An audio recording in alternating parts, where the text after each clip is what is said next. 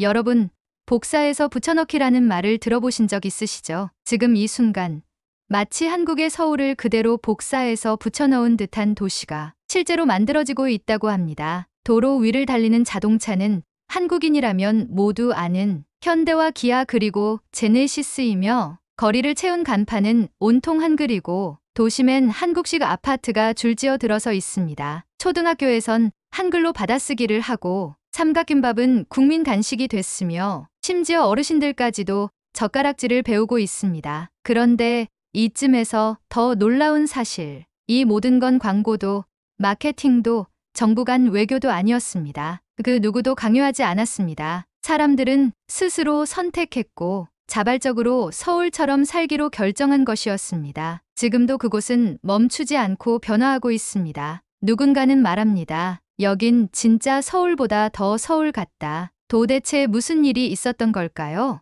이제부터 그 놀라운 도시의 이야기를 시작합니다. 잠깐, 시작 전 1초만 투자해서 구독과 좋아요 부탁드리겠습니다. 안녕하세요. 이 이야기는 어느 황량했던 나라의 외곽에서 제 삶이 처음으로 따뜻해졌던 날의 기억으로부터 시작됩니다. 들어보셨을지 모르겠습니다. 바로 쿠시그밸리라는 곳입니다. 그곳은 지금 저에게 단순한 도시 이상의 의미를 지니고 있습니다. 제 이름은 하르보르라고 합니다. 지금은 울란바토르 국립대학교에서 건축학을 전공 중이며 몽골 정부와 한국의 협력으로 조성 중인 쿠시그밸리의 2단계 설계 프로젝트에 참여하고 있습니다. 어느새 사람들이 저를 젊은 설계자라고 부르기 시작했지만 사실 제 출발점은 남들보다 한참 뒤처져 있었습니다. 어린 시절 저의 집은 집이라고 부르기에도 민망한 낡은 유르트 텐트였습니다. 울란바토르 외곽에서도 한참을 더 들어가야 나오는 초원지대. 하늘은 높고 푸르렀지만 밤이 되면 바람은 살을 내고 바닥은 냉골이었습니다. 겨울이면 텐트 안에서도 입김이 하얗게 올라왔고 물통 속 물이 얼어붙는 건 다반사였습니다. 바닥에 깔린 것은 양털 가죽 한 장. 그 위에서 잠을 자는 저는 꿈이라는 걸 꿔본 적이 거의 없었습니다. 꿈보다는 생존이 더 급했던 시절이었으니까요. 그런 저에게 서울은 처음부터 너무도 멀고 찬란한 세계였습니다. 서울을 처음 알게 된 건 9살 겨울. 어머니가 고장나서 겨우 켠 작은 흑백 TV 앞에서였습니다. 그날 어머니는 낡은 리모컨을 힘겹게 눌러가며 다큐멘터리 한 편을 보여주셨습니다. 제목은 겨울을 품은 도시, 바로 서울의 도시 생활을 조명한 프로그램이었습니다. 하르보르야, 여기 봐. 저기 도시엔 온돌이 있대. 바닥이 따뜻하대. 어머니가 눈을 반짝이며 그렇게 말씀하셨을 때 저는 귀를 의심했습니다. 바닥이 따뜻하다고? 당시 저희는 난로 하나에 의지의 겨울을 나고 있었고 그마저도 불이 꺼지면 이불 속에서 몸을 웅크려야 했습니다. 그런데 그 화면 속 사람들은 맨발로 실내를 걷고 있었고 아이들은 거실 바닥에서 책을 읽고 있었습니다. 그날 이후 저는 매일같이 그 다큐멘터리를 반복해서 봤습니다. 단지 바닥의 온도 때문만은 아니었습니다. 화면 속 도시에는 무언가 말로 설명할 수 없는 질서와 안정감이 느껴졌습니다. 신호등이 깜빡이면 차들이 멈췄고 아이들은 손을 들고 안전하게 길을 건넜습니다. 사람들은 급하게 뛰지 않았고 거리는 쓰레기 하나 없이 깔끔했습니다. 그리고 저는 처음으로 생각했습니다. 저기는 무섭지 않겠다. 그날 이후로 서울이라는 도시는 제 꿈이 되었습니다. 하지만 그 꿈은 현실 앞에서 너무도 막막했습니다. 당장 식비와 교통비도 빠듯한 형편에 외국 도시를 동경하는 딸을 보는 가족들의 시선은 냉담했죠. 우리는 유목민이야. 그런 건 우리 삶이 아니다. 할아버지는 그렇게 말씀하셨고 어머니도 한숨만 내쉬셨습니다. 그래도 저는 포기할 수 없었습니다. 한국어를 독학으로 배우기 시작했고 마을 도서관에서 건축 관련 도서를 닳도록 읽었습니다. 그리고 마침내 울란바토르 국립대학교 건축학과에 합격하게 되었습니다. 그 순간 저는 눈물을 참지 못하고 어머니 품에 안겨 엉엉 울었습니다. 그렇게 저는 제게 서울보다 더 멀게만 느껴졌던 도시 설계자라는 길에 첫 발을 내딛게 되었습니다. 하지만 대학교에 다니면서도 의문은 늘 있었습니다. 서울은 서울이니까 가능한 것 아닌가? 몽골의 추위와 자연, 낙후된 기반 시설에서 그런 도시가 진짜 가능할까? 그 질문에 답을 찾기도 전에 저는 우연처럼 쿠시그밸리를 만나게 되었습니다. 2학년 겨울 교수님께서 정부와 한국의 공동 도시 개발 실습 프로젝트를 소개해 주셨고 저는 주저없이 자원했습니다. 그리고 얼마 후 저는 처음으로 쿠시그밸리라는 이름의 현장을 방문하게 되었습니다. 그곳에 도착했을 때 저는 아무 말도 할 수 없었습니다. 정말 그랬습니다. 말이 나오지 않았습니다. 제 앞에 펼쳐진 도시는 제 기억 속 서울과 너무도 닮아 있었습니다. 도로 옆에는 이마트24 GS25 카페봄 같은 한글 간판이 줄지어 있었고 건물 입구에는 무인 출입 도어락이 설치되어 있었습니다. 분리수거함 옆에 설치된 태양광 패널,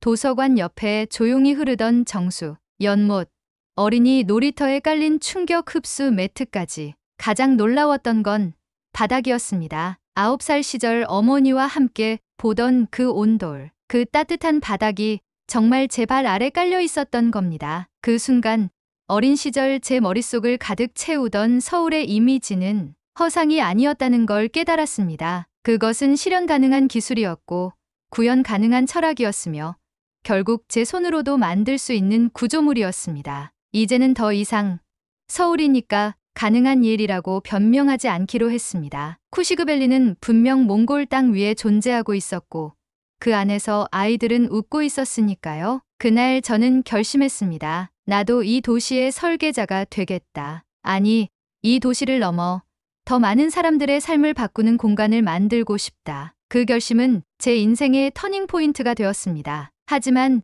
그 도시는 찬란한 빛만으로 이루어지진 않았습니다. 그 안에는 눈부신 발전만큼 치열한 갈등도 함께 도사리고 있었습니다. 이 도시에는 빛만 있는 것이 아니었습니다. 저는 그 말을 실감하는데 그리 오랜 시간이 걸리지 않았습니다. 쿠시그밸리 실습 프로그램에 참여한 지 한 달쯤 되었을 무렵 저는 건축학과 실습생 신분으로 시원 블록의 설계와 모니터링 업무를 맡고 있었습니다. 도면을 확인하고 현장 공정의 문제점을 기록하며 매일같이 작업장과 모델하우스를 오갔죠. 그러던 어느 날 작은 마찰이 있었습니다. 아가씨, 이 창문은 왜 이렇게 작게 만든 거요? 중절모를 눌러 쓴 한 어르신이 공사 현장을 지나던 저에게 물으셨습니다. 저는 최대한 정중하게 설명드렸습니다. 예, 이 창은 남향 채광을 기준으로 설계되어서요. 여름엔 햇빛을 차단하고 겨울엔 빛이 깊이 들어와요. 그러자 어르신은 불쑥 말을 잘랐습니다. 그건 한국 이야기고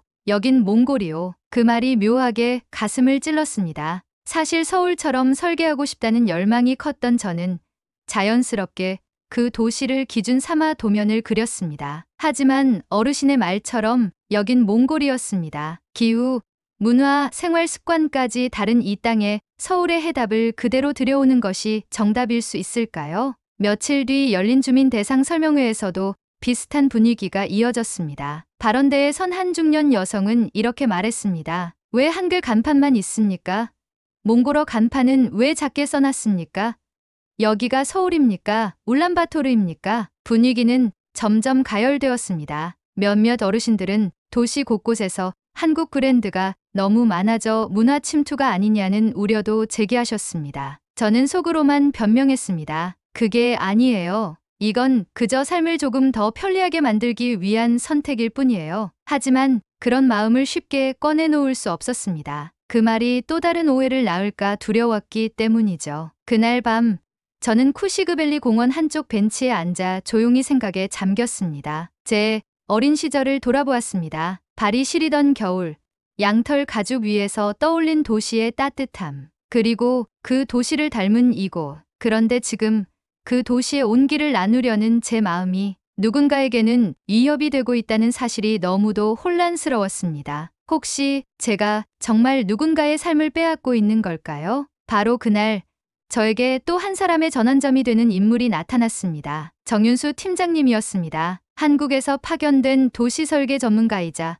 쿠시그밸리 초기 설계를 맡았던 분이죠. 저는 현장 실습 중 몇 차례 업무, 브리핑을 함께 한 적이 있었지만 개인적으로 대화를 나눈 건 처음이었습니다. 그날 저녁 윤수 팀장님은 제게 먼저 다가와 조용히 앉으셨습니다. 오늘 설명회 많이 힘들었죠? 그 한마디에 저는 울컥하는 감정을 눌렀습니다. 죄송합니다. 아직 부족해서요.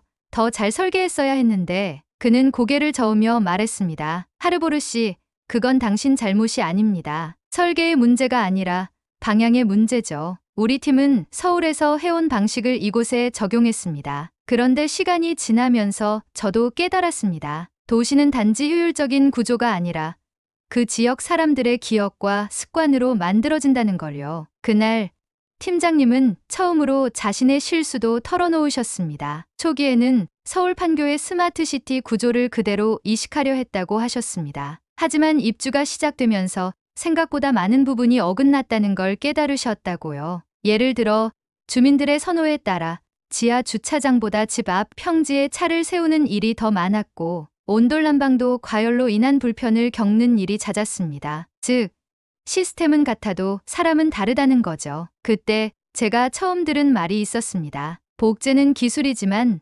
설계는 철학입니다. 그날 밤 저는 처음으로 도시 설계자라는 직업에 대한 본질을 고민하게 되었습니다. 그리고 다시 초심으로 돌아갔습니다. 왜 도시를 만들고 싶었지? 그 답은 아주 단순했습니다. 추운 바닥에서 자라지 않게 하려고요. 그게 저의 시작이었고 여전히 끝나지 않은 이야기였습니다. 며칠 뒤 저는 여동생 보르마와 쿠시그밸리 커뮤니티 센터 근처에서 점심을 먹었습니다. 보르마는 이제 막 한글로 된 동요, 가사를 외우고 있었고 젓가락질을 곧잘 해내고 있었습니다. 언니, 나 한국어 수업에서 선생님이 칭찬해줬어. 우리 반에서 제일 잘한대. 그 말에 저는 웃으며 머리를 쓰다듬어 주었습니다. 그러다 문득 보르마가 던진 말이 저를 또 멈춰 세웠습니다. 근데 언니, 왜 어떤 아저씨들은 우리한테 화내는 거야? 한국말 써서? 저는 뭐라 대답해야 할지 몰랐습니다. 보르마는 그저 자신이 좋아서 한국어를 배우는 것이고 도시를 즐기는 것뿐인데 그 순수한 선택마저 누군가에겐 정체성 침해로 비춰질 수 있다는 현실이 슬프면서도 현실적이었습니다. 그날 이후 저는 결심했습니다. 서울이냐 몽골이냐의 문제가 아니라 우리에게 맞는 도시를 우리가 선택할 수 있다는 걸 보여주자. 서울은 우리가 흉내낼 대상이 아니라 참고할 기준일 뿐이니까요. 중요한 건 결국 이 땅 위에 사는 사람들의 이야기니까요. 그해 봄 울란바토르 전역의 뜻밖의 뉴스가 퍼졌습니다. 쿠시그밸리 2단계 확장 계획. 그 발표가 울려 퍼진 날 울란바토르 시청의 대강당은 그 어느 때보다도 들떠 있었습니다. 한국과의 협력으로 탄생한 도시가 이제는 교육, 의료, 산업, 주거까지 갖춘 독립형 스마트시티로 거듭난다는 소식에 많은 사람들이 기대감을 가졌죠. 하지만 동시에 도시 외곽의 한 건물 지하에서는 조용한 반대 성명서가 인쇄되고 있었습니다. 그리고 저는 그 둘의 중심에 서 있었습니다. 이 도시의 설계에 참여할 수 있다는 것. 그건 제게 단순한 기회가 아니었습니다. 어린 시절 꿈꿔왔던 도시의 한 조각을 제 손으로 직접 설계할 수 있게 되었다는 상징이었습니다. 하지만 그 기쁨은 오래가지 않았습니다. 하루 이틀 사이에 익숙한 얼굴들이 저를 피하기 시작했습니다. 하르보르 미안, 요즘 좀 바빠. 너 혹시 그 확장 설계팀 들어간다던데 진짜야? 그 말들은 하나같이 조심스러웠지만 제게는 선명한 거리감으로 다가왔습니다. 무엇보다 충격이었던 건 바야르 아저씨의 공개 발언이었습니다. 우리는 도시를 원했지 다른 나라가 지은 나라를 원한 적은 없습니다. 그 말에 군중은 박수를 쳤고 누군가는 고개를 끄덕였습니다. 그 순간 저는 마치 무대 위에서 조명이 꺼진 배우처럼 머릿속이 하얘졌습니다. 밤늦게 집에 돌아와도 마음이 가라앉지 않았습니다. 정말 내가 뭘 잘못한 걸까? 벽에 걸린 쿠시그밸리 모형돌을 바라보았습니다. 그 안에는 제가 설계한 어린이 공원, 커뮤니티, 카페, 실내 문화센터가 들어가 있었습니다. 아이들이 추위 없이 놀고 어른들이 따뜻한 차를 마시며 이야기를 나눌 수 있는 공간. 그게 그렇게 큰 죄가 되는 걸까요? 며칠 후 공청회가 열렸습니다. 수백 명의 주민들 앞에서 설계자 대표로 발언하는 자리. 제 이름이 마지막 순서에 올랐습니다. 제 차례가 다가오자 손에 쥔 원고가 땀에 젖어 구겨졌습니다. 숨을 들이쉬고 마이크 앞에 섰습니다. 앞자리에 바야르 아저씨가 앉아 계셨습니다. 그 시선은 마치 이제 말해보라는 듯 저를 꿰뚫고 있었습니다. 안녕하십니까? 저는 울란바토르 국립대학교 건축학과의 하르보르입니다. 첫 문장을 말하자 제 목소리는 생각보다 더 작고 얇게 울렸습니다. 하지만 그 순간 갑자기 제 안에서 무언가 끌어올랐습니다. 이대로 물러나면 안 된다. 그동안 꾹 눌러온 말들, 설명하지 못했던 진심, 보여주지 못한 기억을 꺼내야 한다. 저는 원고를 내려놓고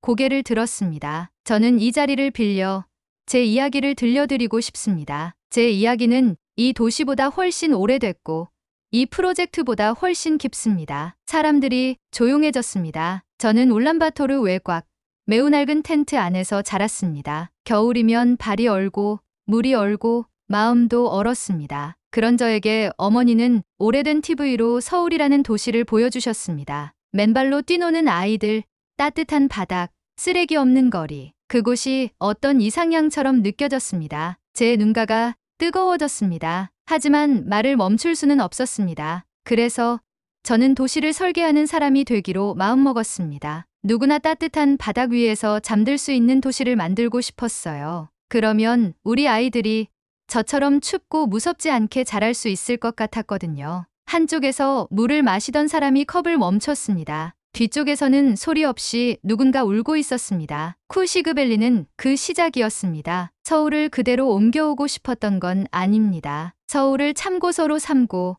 몽골 사람들의 삶에 맞는 우리 책을 쓰고 싶었던 겁니다. 그때 누군가 소리쳤습니다. 그런데 왜 간판은 전부 한글이냐? 그 외침에 공기가 무거워졌습니다. 하지만 저는 정면을 응시하며 또렷하게 말했습니다. 그건 선택의 결과입니다. 우리가 가게를 열었고, 우리가 이름을 지었고, 우리가 한글을 배웠기 때문입니다. 누군가 강요한 게 아니라 우리가 좋아서 받아들인 것입니다. 그 선택이 자랑스러운 건 우리가 스스로 고른 길이기 때문입니다. 바야르 아저씨의 얼굴이 흔들렸습니다. 그분은 팔짱을 풀고 고개를 조금 숙였습니다. 정체성이란 과거를 고집하는 게 아니라 지금 이 자리에서 무엇을 지킬 것인가를 우리가 고를 수 있는 힘이라고 믿습니다. 마지막 문장을 말한 뒤 저는 마이크를 내려놓고 무대에서 내려왔습니다. 그 순간 어디선가 한 아이가 박수를 쳤습니다. 그리고 2명, 3명.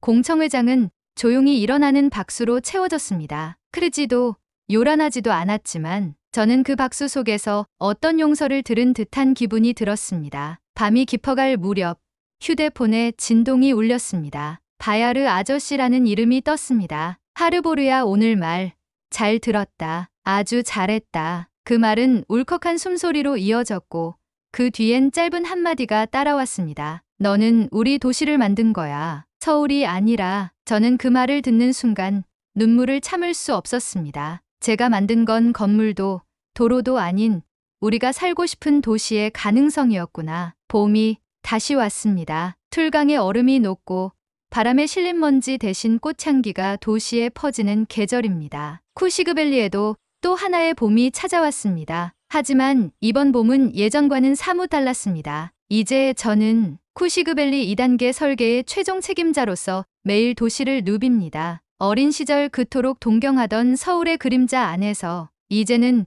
그 누구보다 몽골다운 도시의 얼굴을 완성해 나가는 사람으로 살아가고 있습니다. 툴강변을 따라 조성된 지식마을에는 이제 작은 도서관과 예술공방이 들어섰고 곳곳에는 태양광 와이파이 스테이션과 한국식 공원 가로등이 조화를 이루며 서 있습니다. 가장 인상적인 변화는 도시의 중심 광장에 세워진 이중 언어 안내판입니다. 몽골어와 한글이 나란히 새겨진 그 표지판은 이렇게 쓰여 있습니다. 이 도시는 서울의 복제가 아니라 우리의 미래였습니다. 그 글귀는 사실 제가 어느 인터뷰에서 했던 말이었습니다. 그날 이후 많은 이들이 그 문장을 마음속에 새기고 있다고 들었습니다. 쿠시그벨리는 이제 더 이상 서울을 따라한 도시가 아닙니다. 이곳은 몽골의 기후와 전통, 그리고 한국의 기술과 질서가 맞닿아 탄생한 몽골의 방식으로 도시를 해석한 결과물입니다. 그리고 그 중심에 많은 시행착오와 질문과 갈등을 뚫고 나온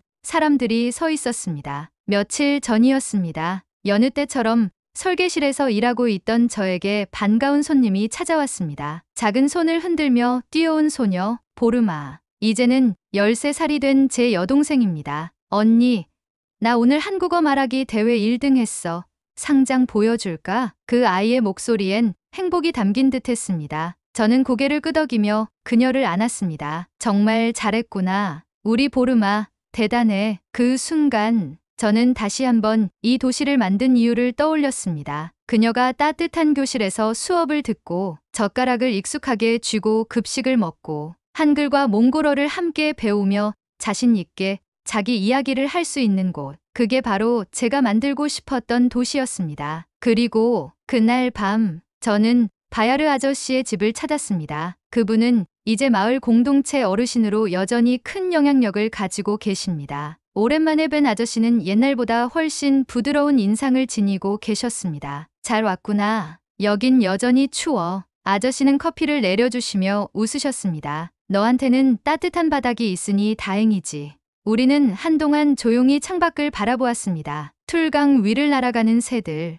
도시를 누비는 전기버스, 아이들이 뛰노는 놀이공원, 그리고 그 모든 것에 위에 떠있는 평화로운 하늘. 아저씨가 조용히 말씀하셨습니다. 하르보르야, 내가 그땐 너무 고집스러웠나 봐. 근데 지금 생각하면 내가 맞았던 것 같아. 우리는 우리가 살고 싶은 도시를 선택할 권리가 있었던 거지. 저는 대답 대신 미소를 지었습니다. 그 순간만큼은 아무 말도 필요 없었습니다. 며칠 후 저는 쿠시그밸리 중앙초등학교의 한국어 발표회에 초청받았습니다. 발표를 마친 학생 중 한 명이 이렇게 말했습니다. 저는 커서 도시를 만들고 싶어요. 우리나라 말이랑 한국말이 같이 있는 간판을 디자인하고 싶어요. 그리고 사람들이 길을 잃지 않게 돕고 싶어요. 그 말을 듣는 순간 저는 무언가가 가슴속에서 조용히 무너져 내리는 듯한 느낌을 받았습니다. 그리고 그 위에 다시금 무언가가 서서히 자라고 있다는 걸 느꼈습니다. 그건 다름 아닌